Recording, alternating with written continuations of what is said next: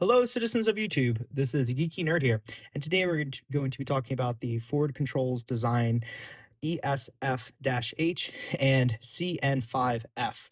Boy, their naming nomenclature definitely needs a little bit to be desired, but I think it works, right? Uh, but before I get into it, guys, I'd like to say a big thank you out to everyone who's liked, commented, and subscribed on the previous videos. I always appreciate it and always enjoy talking to you guys. But if you're new here to the channel, welcome. And if you enjoy this video, enjoy this type of content, please consider liking, commenting, and/or subscribing.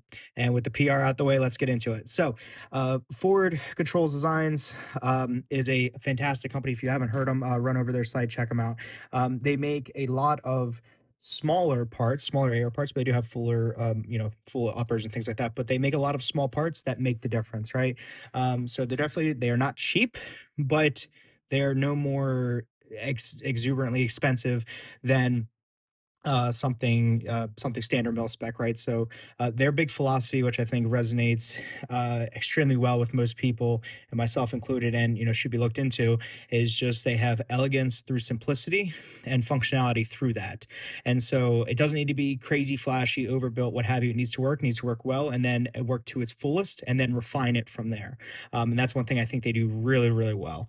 And these little parts make up the larger AR platform, and the little parts will be the demise of it. And so you want to get those good little parts, and the minor nuances I think are valuable, right? But with that, here we have the esf-h and cn5f, and essentially what this is just a AR Endplate and a castle knot.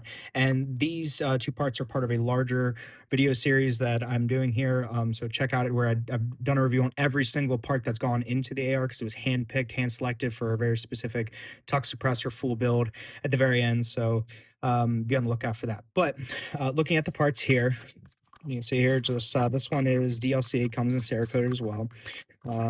But nice little packaging. Again, nice little logo with the Cygnus. Again, just little things, right? Just nice to see that some care and thought was put into things like that. Now, this one specifically is for the A5 buffer system. I'm going with the A5 because it's first press build, right? But looking here, you can see it does have a nice little bit of oil, has their nice Cygnus logo, and this is a QD end plate. So it has QD here, here, and here.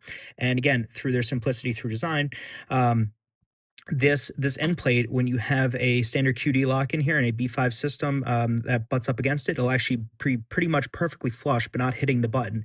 So it acts as almost protecting that D10 from getting knocked around and detached. But it's like perfect in that solution. Also, with this A5 castle nut here, you can see mates up perfectly to get a very flush, very nice design, right? But still ever so slightly amount of teeth. So that way it's obviously not too flush, so you can still get a wrench on there and pull it off. And again, just goes to their whole design philosophy.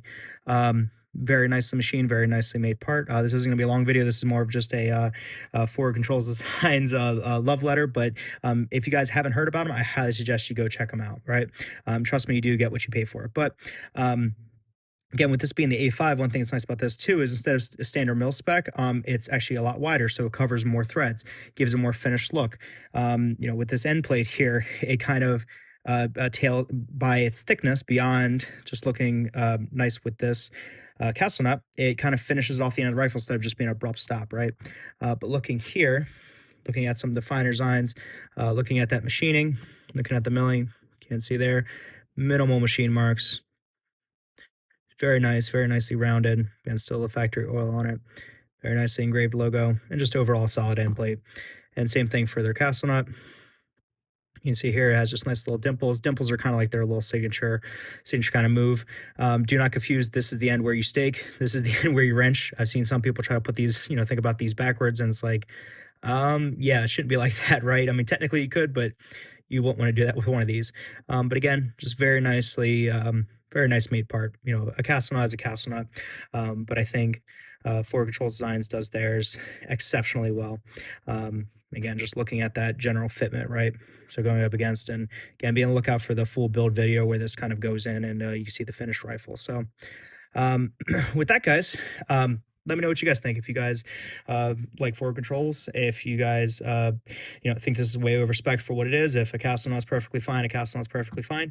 But I'd love to hear it. Please put it down in the comments. But with that, Again, please consider like commenting and or subscribing. I hope everyone's having a wonderful, awesome, fantastic day, and I'll catch you guys next time. See you guys.